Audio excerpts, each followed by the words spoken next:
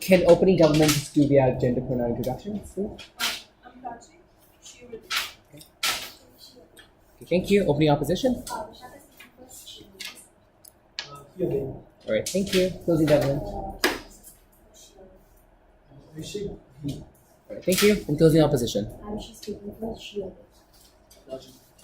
All right, fantastic. Without any further ado, I call upon the Honorable Prime Minister to propose on the motion that reads, this House would not allow tech giants to sue for patent infringement. Hear, hear.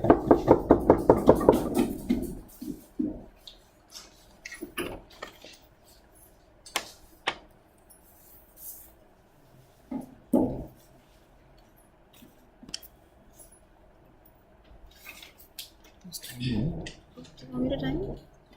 Sorry, just before you start, is there anyone timing? Oh, can you time? Yeah. Yeah, okay, great. Just 1 second, yeah? Yeah. Cool, all right, when you're ready.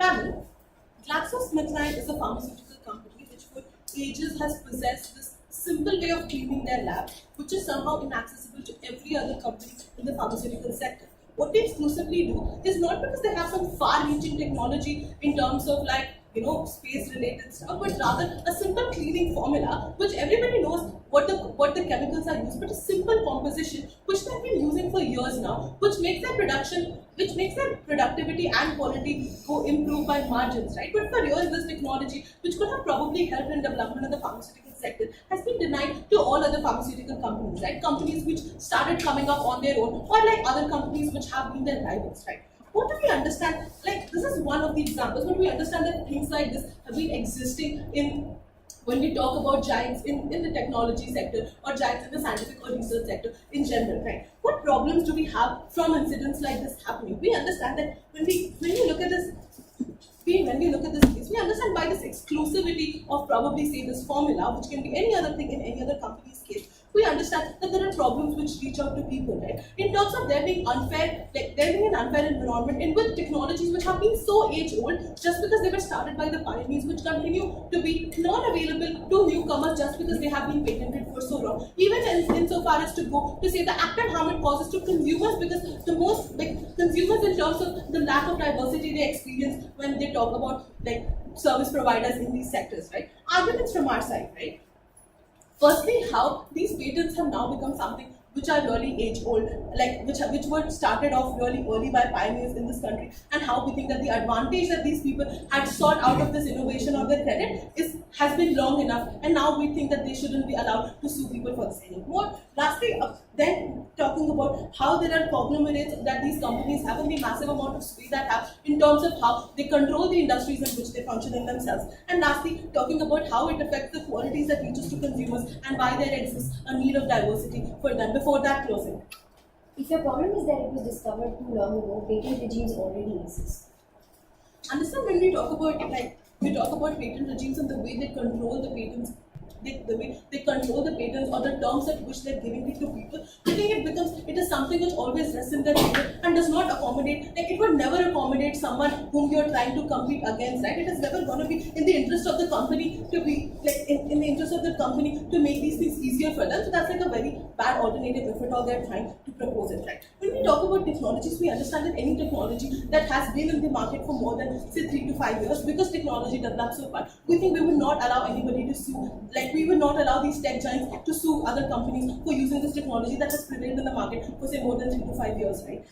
Why we do this? When we tell you that these people have already exhausted the advantage of innovation which they have, which means when you talk about say Facebook or when you talk about say Amazon, these were the companies which were the pioneers in their sector, right? Which means they had an exclusive advantage of starting first. But insofar as we understand that, and at that point of time, the utility of these sectors was also really niche. But with time growing, we understand that there is an increased utility in itself, and there is an increased market and increased demand for people and in this sector, right? Which means this demand which also seeks for like probably more service providers in these areas, right? When we tell you that there is, because these people have hinged on this exclusivity for so long, we think it remains like it becomes all the way more important that they that they do away with it now, because one, that even after invading the market and using it for so long, we see that these people are still questionable, right? Questionable in terms of how ethical they are in interest of the other, in interest of societies or interest of customers.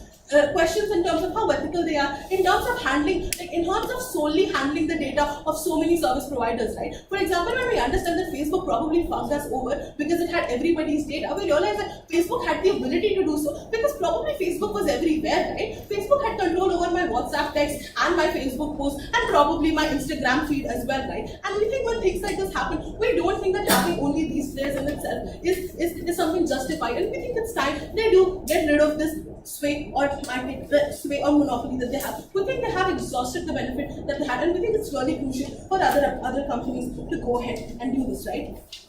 Secondly, when we tell you that, like, and this is when I tell you that these conglomerates that have been created are particularly problematic, right? Because it hinders the ability for because it hinders the ability for newer companies to ever come in and access their data. Which means when you have patents on something like, say, the cart function, or like the very primitive,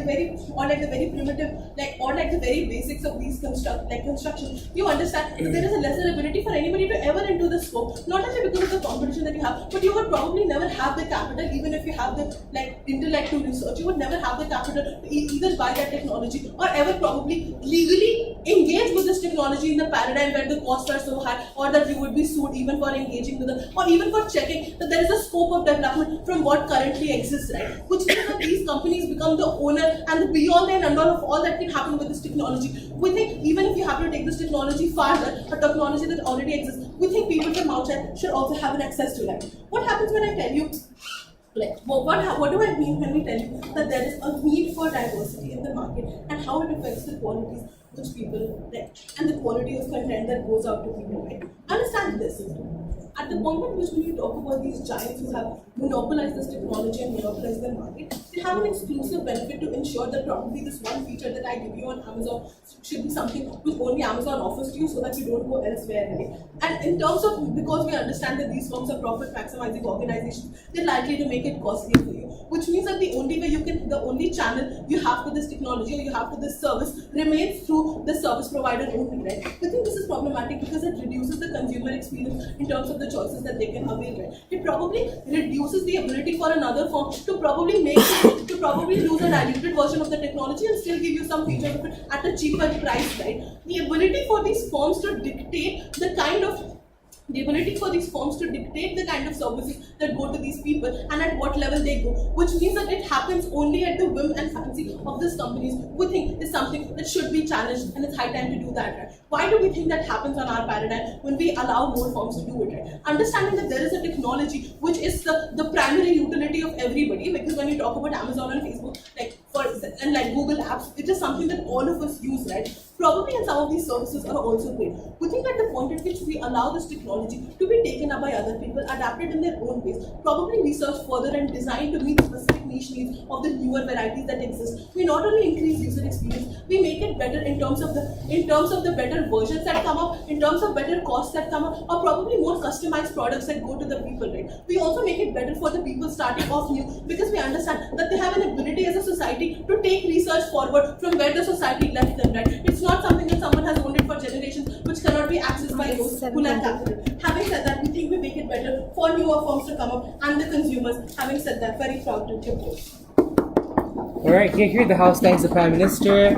Now to open the case for opening opposition, the House invites the Leader of Opposition. Here, the Prime Minister. Here.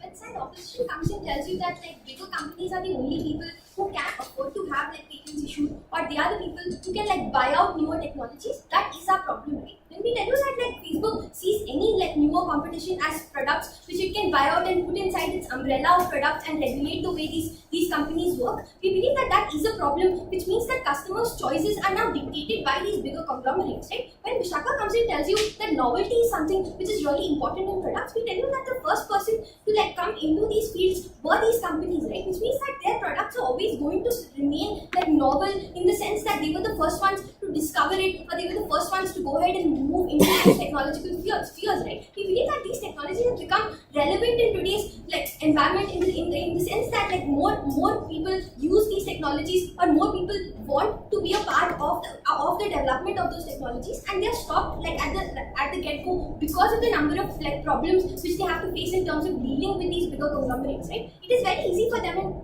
to come and tell you that like see governments have certain amount of regulations, right? But we also need to understand that these governments depend on these like bigger conglomerates in a lot of countries, right? Which means that the sway which Amazon or Facebook has in like a USA is different compared to a smaller like startup in Silicon Valley which has the best technology in the market as of now, but never really would have the amount of sway to buy out those patents or ever really fight with Facebook for the same amount of user space which they have, right? Which means that this debate can't just be about, listen, like there are patent regulations already, let's just like deal with it and understand that Facebook is doing its job and it's good, right? We believe that we at government strive for the ability for smaller companies to also have the same amount of ability to go ahead and like make a mark in the technological sphere, which is non-existent in the current scenario, right? Why do we believe this is the case, right? We believe that, sit down, not right now. We believe that like when they talk about the huge amount of data that these people have, or the amount of sway that these technologies have, that is exactly the problem, right? We believe that the amount of user experience or like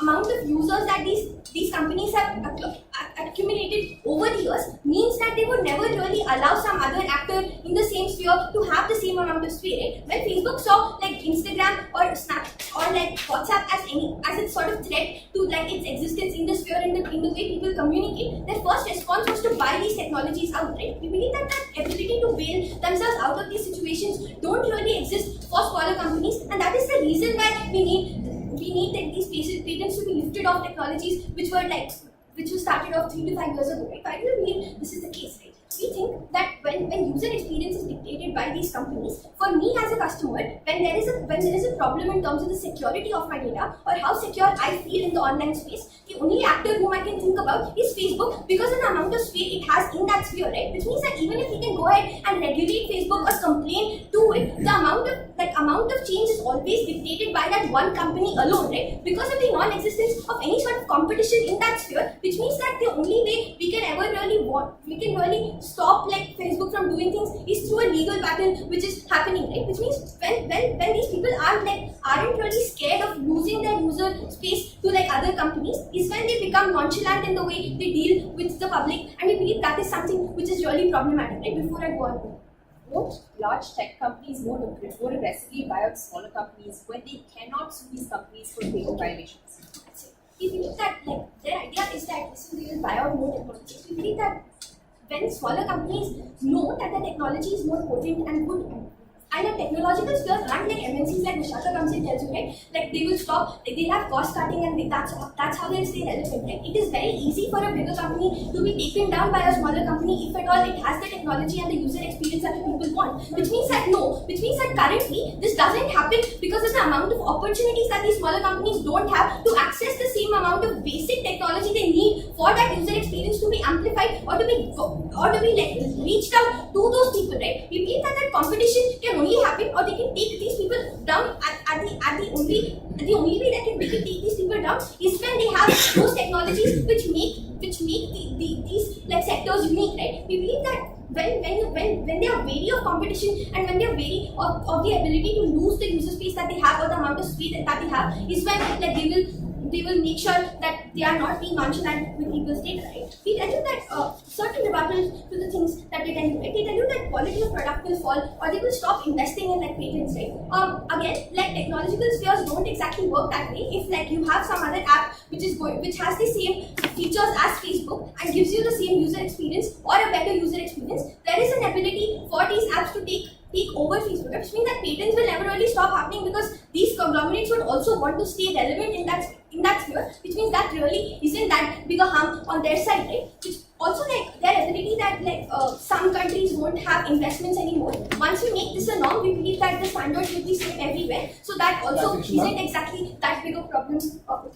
You can draw the line between small tech companies and big tech companies. Right. We believe that we told you that the standard for like big companies is like conglomerates who have a certain amount of earning per year, right? And then that's very easy for us to like average out and find out what are the 5 companies which have like the maximum number of user experience and the maximum number of like money which they make every year. That is a very silly extension if that's where they're going. We believe that it is easier for like these bigger giants to dictate the standard of user experience and security for the public currently, and they have this way with these governments, which means that they are all in one like big this thing, right? And it becomes harder for smaller companies to ever really like go into these spheres or become like bigger in these sectors, right? Why do you believe that user experience should be the only standard with which you judge companies, and why that is not the standard currently, and why do you believe that customers deserve these things on our side better, right? When we tell you that when we have the ability to go ahead and look for 3 options when you have like security as an issue, or when you have the ability to like go ahead and ask for more, is when technologies in itself develop, right? We believe that the technological sphere is one where like there are newer companies every day coming up with potent technologies, right? But when we make all of these newer companies newer targets for these bigger companies to go ahead and buy out, we believe that the competition is sparse in the first place, right? We believe that can only change when like buying out of smaller companies is not the only option that these bigger companies have, and like these smaller companies don't have to let go of their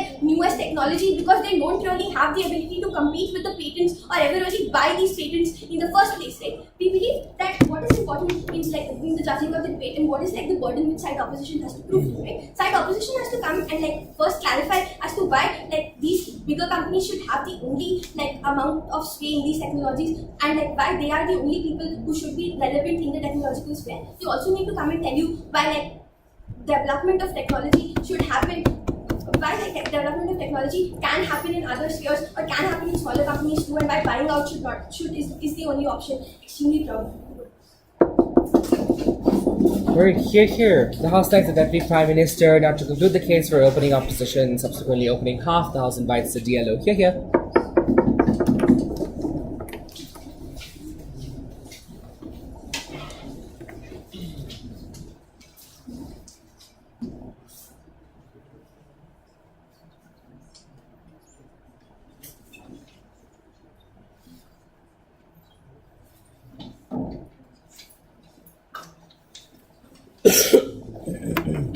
Chair, I'm going to do it.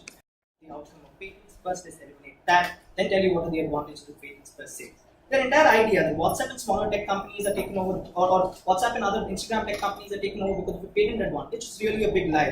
That's been taken because these are big tech companies that have so much of consumer growth in itself that irrespective of you taking away their patents, these smaller companies can still be taken over and this takeover will still happen. You can't really protect WhatsApp and all of that by taking away patents from them. You have to draw the link that this exclusively happens because of patent and nothing else. We say the competition doesn't exist, right? Like that's really false, because when you go and say the competition doesn't exist and development of this technology doesn't exist, then how does a dual camera patent that happened probably last year today have so many companies just using better forms of cameras in itself and making that a single lens camera and trying to develop that technology on their own phones after they got the access to know that yeah, there is a way of bringing in front cameras on dual lens, and hence they were able to develop that technology, run away from that patent product and still get that kind of a product out in the market. So we think competition still exists. Companies like OnePlus, companies like Slack that have seen the WhatsApp model, that have seen the company model and what is lacking between them, has still come up and brought their products, and still there exists a great amount of competition. Don't say competition doesn't exist. But then this entire idea of smaller companies are really losing out, right? We think smaller companies are not really going to start making patents all of a sudden when you take this away. Smaller companies take the biggest advantage of patents. They don't have to invest in R&D. They can go ahead and pay them the kind of smaller royalties, use this technology and invest on publications, invest on going ahead and reaching out markets, invest on making their sales better and not worry about good technology within their phone, because that's already coming from these big techs and it's become cheaper in companies like in countries like India, where Lenovo and companies like that compete. In EU, where so many newer people are able to go and get access to the camera, so don't really go and make that also the debate.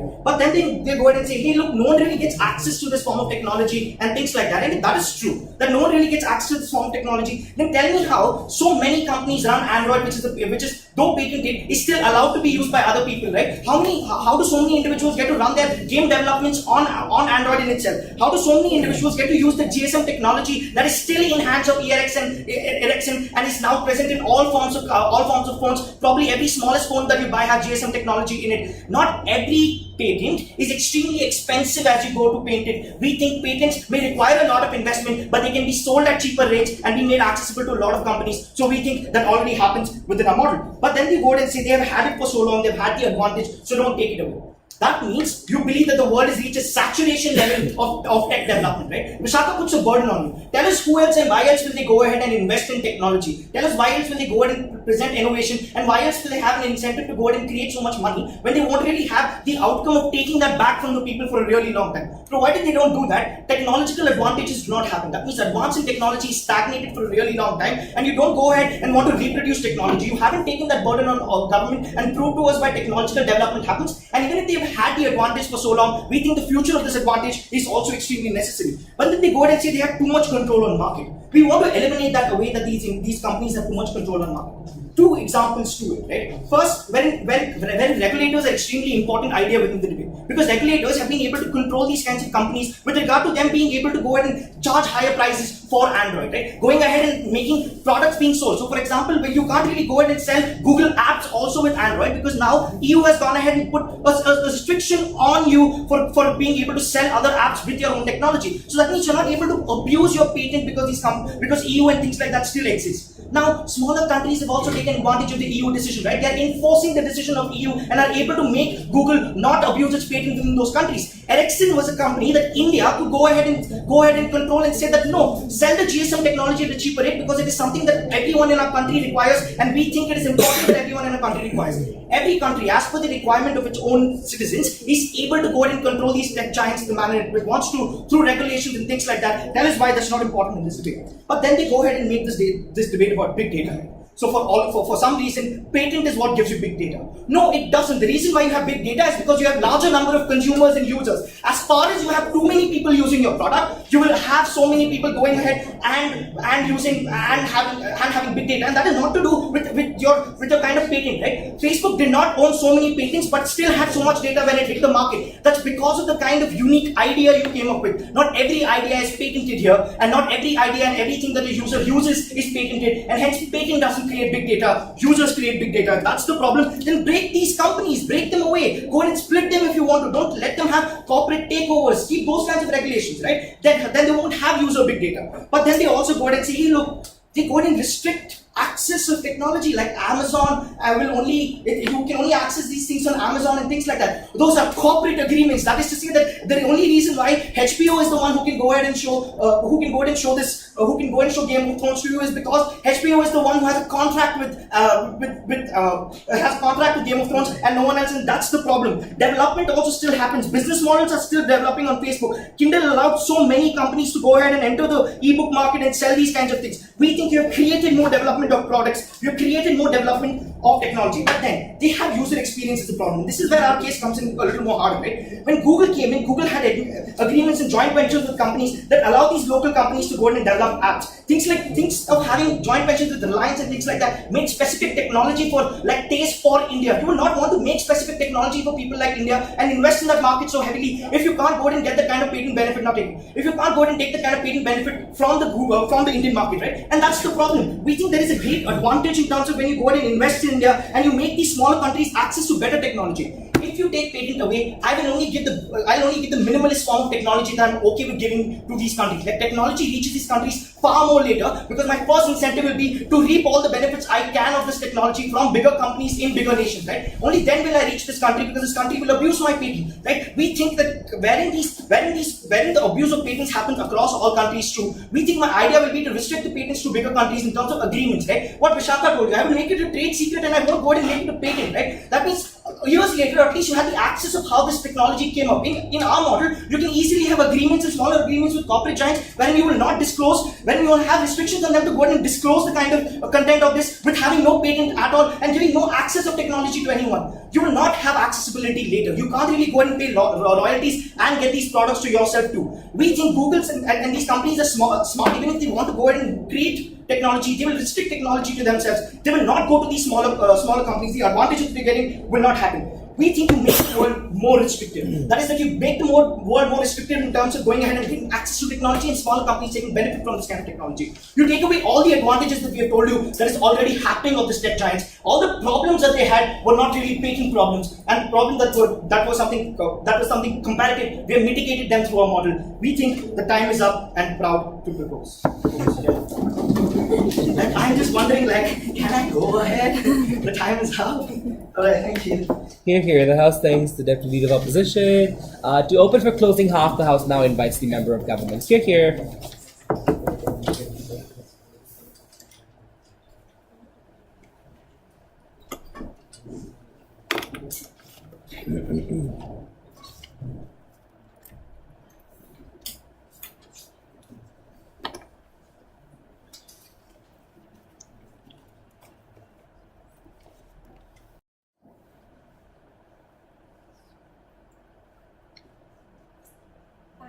Let's understand the kind of status quo that exists with regard to the technology market and what exactly is exclusive to this kind of thing. We think that technology is not like a private product or a product which is exclusive to a few companies or something that can inherently be monopolized by a few giants within the kind of status quo. Which means that given the kind of due importance that you would associate to the kind of exclusive benefits and the kind of technology that these tech giants put out in the form of the recognition and the kind of the recognition of the qualitative benefits that putting out of that technology has in society, we still think that the larger problem within society is the fact that there exists this kind of monopolization that only allows these few tech giants to go ahead and not just further their technology but also severely restrict the manner in which this technology is controlled and severely restrict the manner in which larger benefits that can be added on to this technology, and they also decide who are the kind of key players who go ahead to add on to this technology, right? We think that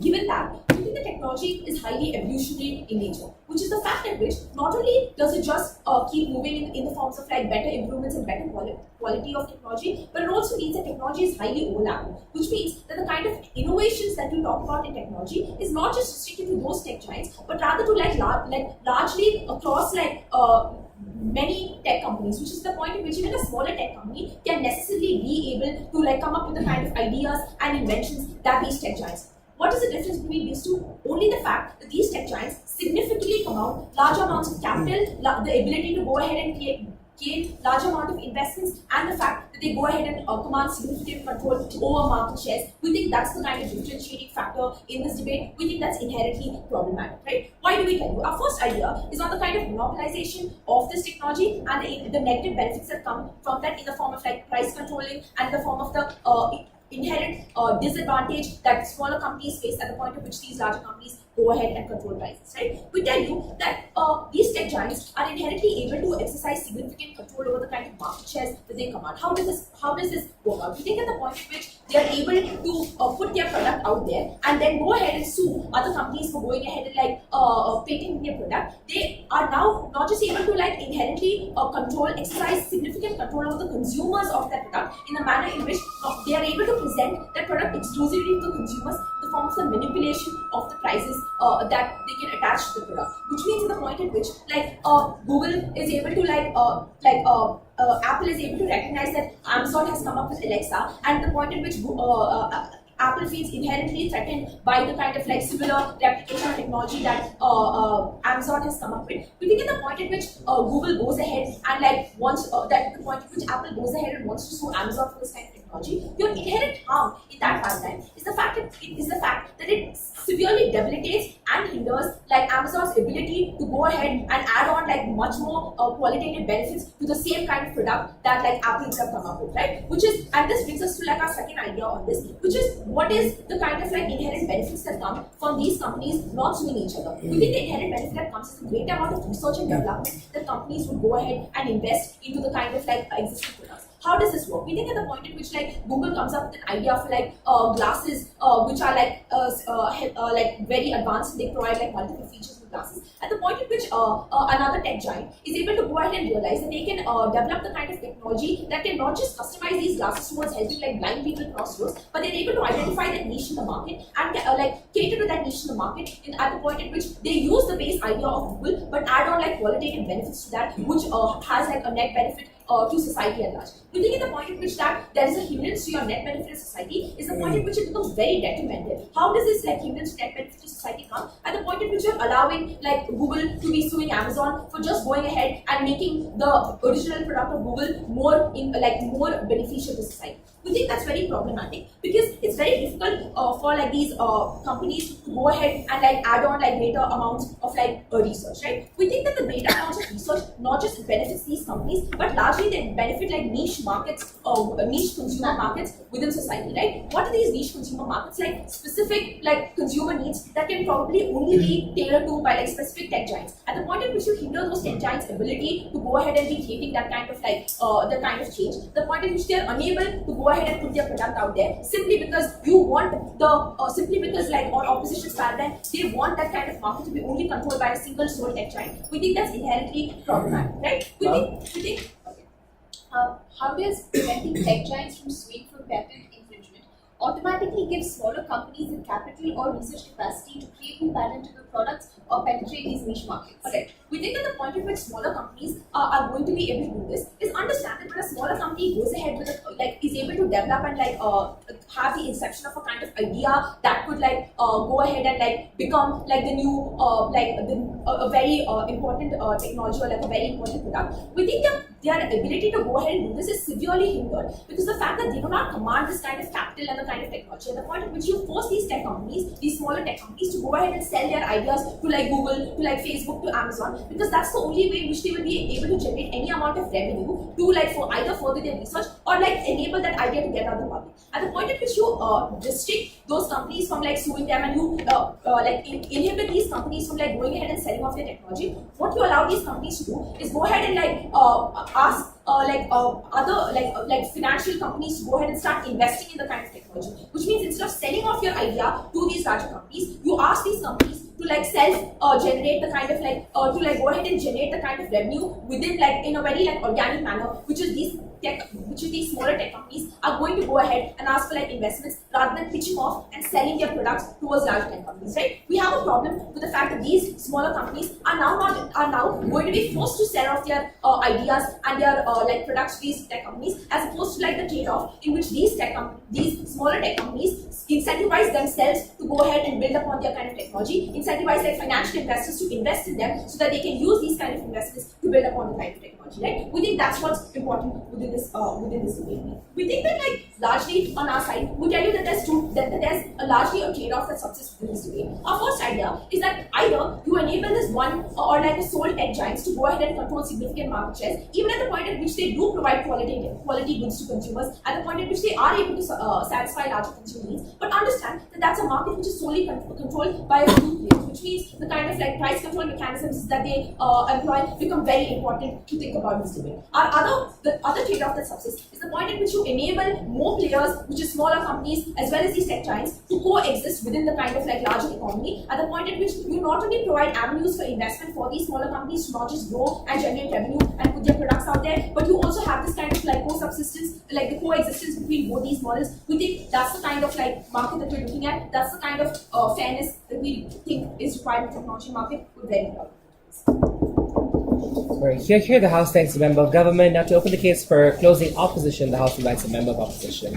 Here.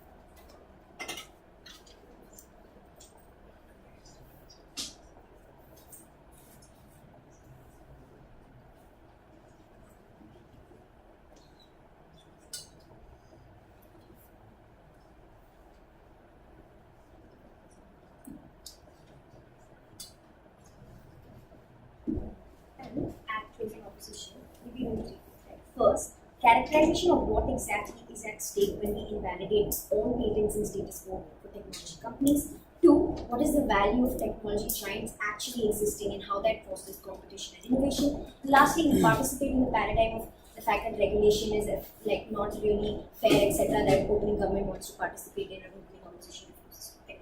Firstly, in the characterization, right? Understand that is effectively puts all currently held patents by all big technology companies into the open domain. Right? It means every technology that they have developed and are currently working on and have filed patents for is now accessible to anybody to use without any without any requirement of patent and so on.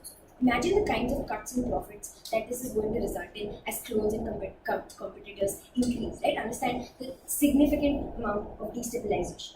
Second, understand the fact that they are so bad at defining what exactly a small company is that their line is somewhat arbitrary and top 5.